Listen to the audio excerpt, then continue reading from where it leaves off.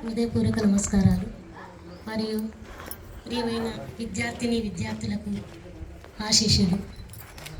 ఈరోజు మీ అందరినీ కలవడం చాలా సంతోషంగా ఉంది.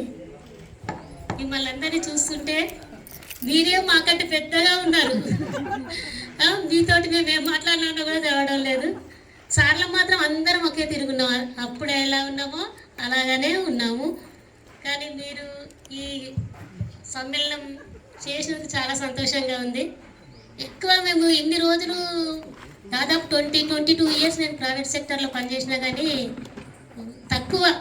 కానీ గవర్నమెంట్ స్కూల్లో చదివేటువంటి పిల్లలకి ఐక్యూ ఎక్కువగా ఉంటుందని నేను ఖచ్చితంగా చెప్పగలను. వాళ్ళకి చాలా టాలెంట్ ఉంటుంది. ఇప్పుడు ప్రైవేట్ స్కూల్లో ఏంటంటే ఇది చదవనరా, ఇది వస్తుంది, ఇంతే అంతవరకే. కానీ గవర్నమెంట్ స్కూల్లో చదివిన వాళ్ళకి మాత్రం చాలా టాలెంట్ ఉంటుంది. ఇంకా సార్ విషయానికి వస్తే ఇక్కడ సార్లందరితో కలిసి పనిచేసిన సత్యనారాయణ సార్ తక్కువ. సార్కి అంటే దాదాపు మేము హై స్కూల్కి వెళ్ళినప్పుడు మీరు ఇక్కడ ప్రైమరీ స్కూల్లో ఉన్నారు సార్. మీరు యాదగిరి సార్ మాకేంటంటే ఇక్కడ ఫస్ట్ 2 పీరియడ్సే నాకు ఇక్కడ 2 పీరియడ్స్ ఇక్కడ చెప్పేసి మళ్ళీ 3rd 4th పీరియడ్ మళ్ళీ హై స్కూల్కి వెళ్ళాలి. మళ్ళీ మా పిల్లలు చిన్నగా ఇక్కడ సెకండ్ క్లాస్లో ఇక్కడనే వదిలిపెట్టి నేను వెళ్ళేదాన్ని. మళ్ళీ లంచ్కి ఎవరు సార్ నరసింహ సార్ అని ఎవరైనా బండి మీద తీసుకెళ్ళేవాళ్ళు. అక్కడ చెప్పేసి మళ్ళీ లంచ్కి ఇక్కడికి వచ్చేదాన్ని. అంటే అప్పుడు అంత కష్టం అనిపించలేదు. ఇప్పుడు అన్ని సుఖం ఎక్కువైనాయి కానీ చిన్న పని చేద్దామంటే అబ్బా ఇంత పని కష్టం అనిపిస్తుంది. కానీ అప్పుడు ఏంటంటే ఆత్మవిశ్వాసం ఒకటి, నేను చెయ్యగలను, ఈ పిల్లలకి ఇంత నేర్పించాలనే తాపత్రయం. ఇక్కడ ఉన్నటువంటి పిల్లలందరూ సాయంత్రం వచ్చే వరకే స్కూల్లో ఉండేవాళ్ళు. 4కి అయిపోయిన తర్వాత మళ్ళీ 5-6 వరకు మళ్ళీ అందరు మా ఇంట్లోనే.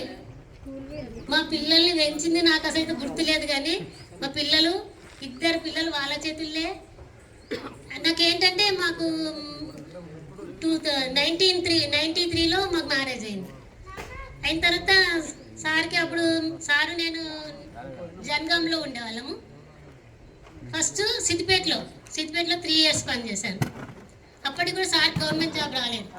తర్వాత జనగాంలో 3 ఇయర్స్ చేశాం. 3 ఇయర్స్ చేసిన తర్వాత 97లో సార్కి ఇక్కడ మా మామగారు ఇక్కడే రిటైర్మెంట్, అదే ప్లేస్లో అదే రిజిస్టర్లో మా సారు జాయినింగ్ ఆర్డర్. చాలా సంతోషం అనిపించింది. ఎక్కడ కోరుకోవాలంటే తాడూరు మాకు, ఎందుకంటే ఆల్రెడీ ఇక్కడ ఉన్న వాళ్ళందరూ చాలా పరిచయం. మేము ఇది సేట్ పేరు బుచ్చే సేట్ వాళ్ళు, పద్మక వాళ్ళతో చాలా పరిచయం. కల్పన వాళ్ళ పక్కకే వీళ్ళందరూ ప్రతిరోజు వచ్చేవాళ్ళు. వాళ్ళ ఇళ్ళలో ఏం వండుకునేటోళ్ళో ఏమో కానీ నాకు మాత్రం ప్రతి ఒక్కరు ఇది మా ఇంట్లో కాసింది మేడం, ఇది మేము పంతులమ్మ అనేవాళ్ళు. చాలా వరకు వాళ్ళ అమ్మ వాళ్ళమ్మ పంతులమ్మ అని వచ్చేవాళ్ళు. ఇక ఎప్పుడు చూడు మేము ముచ్చట్లు పెట్టుకున్నట్టే, పంతులమ్మ ఈ రోజు ఏం కూర వండుతాం, ఇవాళ ఏం కూర వండుతాము, ఏ కూర వండుకుంటారు, ఇది తీసుకోండి అది అంటే శనక్కాయలు అవి ఆ కాలంలో పెసరక ఏది వస్తే అది ప్రతి ఒక్కటి సాయంత్రం వరకు మా ఇంటికి వచ్చేది. మా పిల్లలు మాత్రం ఎవరింటికాడ ఉండేది మేము మళ్ళీ వెతుక్కునే వాళ్ళము. కరెక్ట్ టైం తీసుకొచ్చి ఇచ్చేవాళ్ళు. ఒక్కొక్కసారి వాళ్ళే అన్నం తినిపించుకొని కూడా తీసుకొచ్చేవాళ్ళు. మేము పిల్లలు పెంచినట్టు కూడా ఏ రోజు నాకు గుర్తులేదు. ఇప్పటికి కూడా మా పిల్లల్ని అంటే అమ్మ మీరు పైసలు సంపాదించకపోయినా మీ పిల్లల్ని మీరు పెంచుకోండి మంచిగా. తనివి తీరా వాళ్ళతోటి మేము మా పిల్లలు ఎట్లా పెరిగినరో నాకు తెలియదు కాబట్టి మా పిల్లలకు నేను అదే చెప్తాను. అయితే తల్లి యొక్క అనుబంధం అనేది పిల్లలకు ఉండాలి, పిల్లల అనుబంధం తల్లికి ఉండాలి. అప్పుడే ఆత్మీయత ఎక్కువగా ఉంటుంది. నేను ఇప్పటి పిల్లలకు మీకు చెప్తున్నాను, మీ పిల్లలకు కానీ మీరు కూడా ఇప్పుడు అమ్మమ్మలు అయితే పెళ్ళిళ్ళు చేస్తుంటారు కదా, మీ పిల్లలకు కూడా అదే సజెషన్. ఒక విషయం మీ పిల్లలకు చెప్పేది ఏంటంటే ఎక్కువ టార్చర్ పడేది మాత్రం జెంట్సే. ఎందుకంటే ఇటు భార్యను సంతృప్తి పరచన్నా, ఇటు తల్లిని సంతృప్తి పరచన్నా. తల్లి దిక్కు మాట్లాడితే భార్య కోపం, భార్య దిక్కు మాట్లాడితే తల్లి కోపం. కానీ టార్చర్ మాత్రం పెట్టదు. తల్లి విలువ తల్లికి వేయాలి, భార్య విలువ భార్యకి వేయాలి. పిల్లలు ప్రేమించాలి, భార్యను తల్లిదండ్రులను ప్రేమిస్తూ ఉండాలి. కానీ ఎవరికి వాళ్ళకే ఎవరిది ఏమంటారు తల్లి యొక్క అనుబంధం అనేది అసలు చెప్పరానిది. మన కోడలు ఏంటిగా పెళ్లి చేసుకోగానే భార్య దిక్కు మారిపోతే తల్లి ఎంత ఆత్మఘోష, అది చాలా అది. కానీ అది అర్థం చేసుకోవాలి.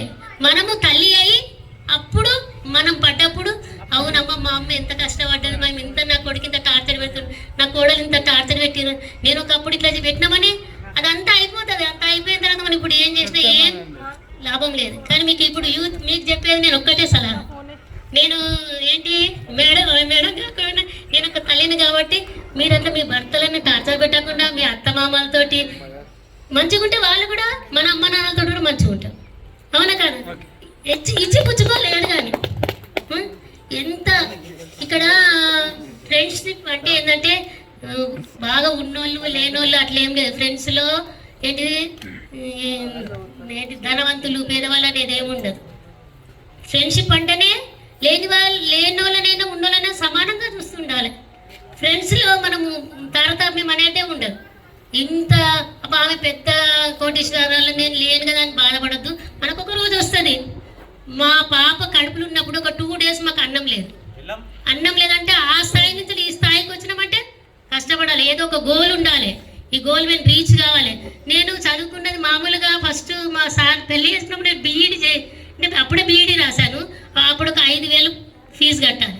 మా అత్తగారు అంటారు ఇప్పుడే పెళ్ళి అయింది నేను ఎందుకు 5,000 కడతాను వీళ్ళు అంటారు. మా అమ్మ వాళ్ళు పెళ్ళి అయిపోయింది కదా మీరు నేమెందుకు కడతాను వాళ్ళు అంటారు. అట్లా మొత్తానికి అదైతే అయిపోయిన తర్వాత ఏ స్కూల్కి పోయి నేను ఏ చెప్తా అక్కడ హిందీ పండిట్ చేసి హిందీ నేర్చుకున్నాను. తర్వాత నేను డిగ్రీ వాళ్ళకి చెప్పాలంటే పీజీ ఉండాలి. పీజీ చదువుకున్నా. ఇట్లా అన్ని చదివినా కానీ నాకు గవర్నమెంట్ జాబ్ మాత్రము బాకీ లేదో ఏమో కానీ గవర్నమెంట్ సెక్టర్లో మాత్రం పనిచేశాను. అంటే 22 years ఇంటర్ కాలేజ్లో పనిచేశాను, మహర్షి జూనియర్ కాలేజ్లో. మళ్ళీ ఇంకా 13 years ఏమో ప్రైవేట్ స్కూళ్ళల్లో జనగాంలో, సిద్దిపేటలో, తాడూరులో. అందరు పిల్లలు చూస్తారు. నేను ఎక్కడికి పోయినా కానీ మేడం అంటే ఇది విలువ ఉపాధ్యాయునుకున్నటువంటి విలువ చెప్పలేనిది. అంటే ఒక విద్యార్థి మంచివాడైనా చెడ్డవాడైనా అది ఉపాధ్యాయుని యొక్క లోపం అనే చెప్పాలి. ఒక ఉపాధ్యాయుడు కరెక్ట్ గైడ్లైన్స్ ఇచ్చిందనుకో ఆ పిల్లలు చక్కగానే పోతారు. మనలో ఏదైనా లోపం ఉందనుకో వాళ్ళు కూడా చెడిపోతారు. అంటే ఒక చెడిపోవడానికి కారణం ఉపాధ్యాయుడు. తల్లిదండ్రులు ఏంటిది మనకు ఏమి జన్మనిస్తే విద్యా బుద్ధులు నేర్పించేది మాత్రం ఉపాధ్యాయుడు. తల్లి తండ్రి తర్వాతనే గురువు, దైవం తర్వాత. దైవానికి తర్వాత తల్లిదండ్రుల మొదటి గురువులు. ప్రతి ఒక్క టెన్షన్ పడకండి. మీరు ఏదో చేయాలని ఒక లక్ష్యం ఉండాలి కానీ ఆవేశపడకండి. ఈ రోజులలో ఎప్పుడు ఈ రోజుల్లో రేపు ఉండేది గ్యారెంటీ లేదు. ఉన్నది రోజులు సంతృప్తిగా ఉండాలి. ఎప్పుడు వర్తమానంలో ఉండాలి. భవిష్యత్తులో ఇది చేయాలి అది చేయాలి ఇవన్నీ కలలు కనకండి. ఈ నిమిషం ఉన్న వాళ్ళందరము కలిసి ఉండాలి. ఉన్నంతసేపు నవ్వుతూ ఉండాలి. ఇప్పుడు ఉన్నాము. అవునా కదా సార్? మీరు చెప్పేది బోరుగా ఉందేమో నేను చెప్పాలనుకునే చెప్తున్నాను.